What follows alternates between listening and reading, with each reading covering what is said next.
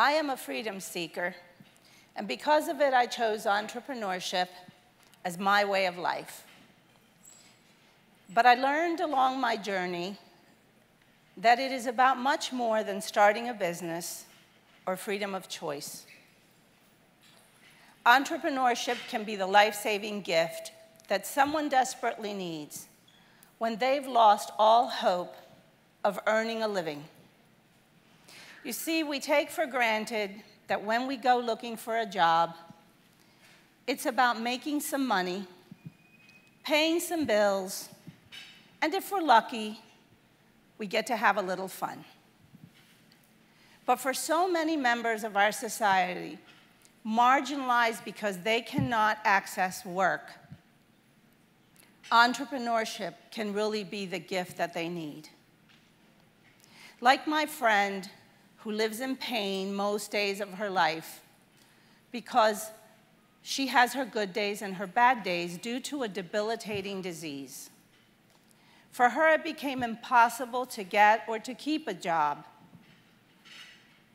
Entrepreneurship became the life-saving gift that she found for herself. But there are so many others that desperately need a solution, like those pre-release offenders or ex-offenders that serve their sentences and come back into society, and no one will give them a job.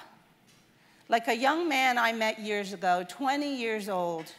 He had gotten himself into some trouble, had been incarcerated, and was now on probation.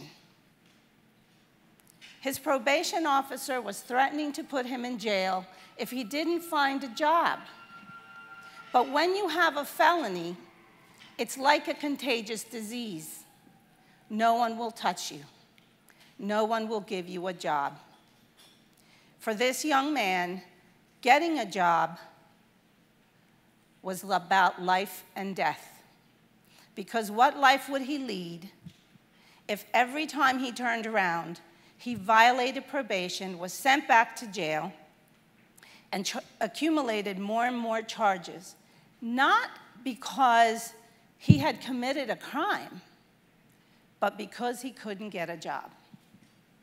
It's so important that we are able to secure an earning for ourselves because it's really about the life that we want to live. That it is included in the Universal Declaration of Human Rights, the right to work and to protection from unemployment. So why is self-employment not part of the everyday conversation of workforce development? To help people get back into the communities and to be productive and to live life the way we all want to live our lives, where we get to decide how we live it and the income that we need. I have spent almost 2 decades working with some of these most marginalized members of our society. The incarcerated, the homeless, persons with disabilities like my friend, always pushing self-employment and entrepreneurship for them as an option. And it's interesting because when I say to someone, so you can't get a job because of your circumstances, have you thought of entrepreneurship? And they look at me like I'm nuts. Do you see where I'm living? I'm living in a homeless shelter. I'm broke. I don't have any money. But see, the problem with entrepreneurship as an option for this population is that those of us that work in these industries, that we do workforce development, or we're working with ex-offenders, or whatever it may be, maybe we even desire to be an entrepreneur and haven't been able to do it for the same reason that I'll share. We believe that starting a business is difficult. We have to write a complicated business plan. And then we have to take it to a lending institution and borrow. So we need lots of money. Oh, and credit. But the truth is that that businesses can be started with little to no money. Someone can start a business with one shovel.